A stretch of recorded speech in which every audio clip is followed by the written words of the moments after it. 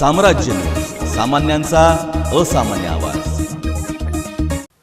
1 August 2021 ते 30 November 2022 या कालावधीत अवैध दारूवर मोठ्या प्रमाणात कारवाई करण्यात आली आहे। कंटेनर, टेम्पो, रिक्षा, मोटरसायकली अशी 280 वाहने जप्त करण्यात आली। यामध्ये 2262 गुन्हे तर 155 बेवारस गुन्हे दाखल करण्यात आले आहेत, तर 2134 आरोपींना अटक करण्यात आली आहे। अवैध दारू वाहनांसह 7,30,00,000चा ऐवज जप्त करण्यात आला।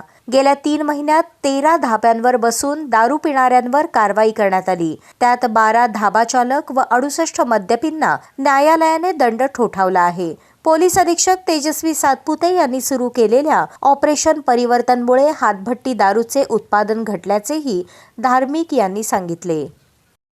22-23 म्हणजे एप्रिल 2022 ते नोव्हेंबर 2022 या कालावधीत अवैध दारू, ताडी, फ्रूट बियर, हातभट्टी दारू, गोव्यातील परराज्यातील दारू अशा इतर जे अवैध दारूची हे आहे त्यांच्यावर एकूण 1241 गुन्हे नोंदवण्यात आलेले आहे।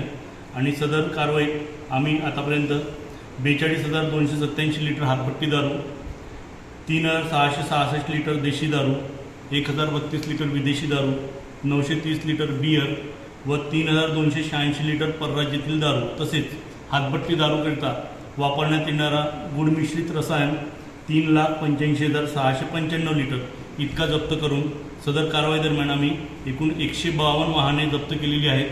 आणि ह्या केलेल्या कारवाईत एकूण 3,28,00,000चा मुद्देमाल या विभागाने हस्तगत केलेला आहे।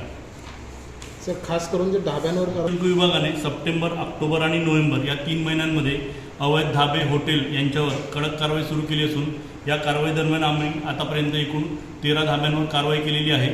आणि माननीय न्यायालयाने प्रत्येक धाबा चालकाला प्रत्येकी 25,000 असा दंड ठोठावलेला आहे।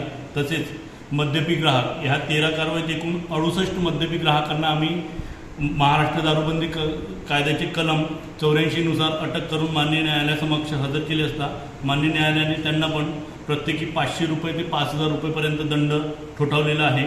आणि एकूण जी दंडाची रक्कम आहे ती 4,24,500 इतकी वसूल करण्यात आलेली आहे।